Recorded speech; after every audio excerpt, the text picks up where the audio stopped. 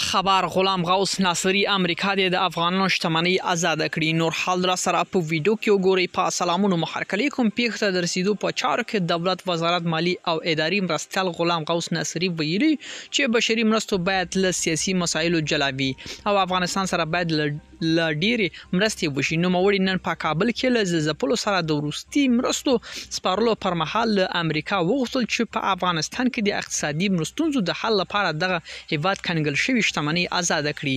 یاد وزارت په خبره افغانستان کې له ځپلو سیلابونو ځپلو سره وروستیو مرستو لومړنۍ جوپه نن کابل ته راورسېده چې پکې درمل، کمپلې او خیمې شامل دي. یاد وزارت زیاتوي چې ټاکل شوی و چې راتلونکي اونۍ کې هم یو بل جوپه خوراکي او غیر خوراکي توکي مرستو کابل ته راورسیږي.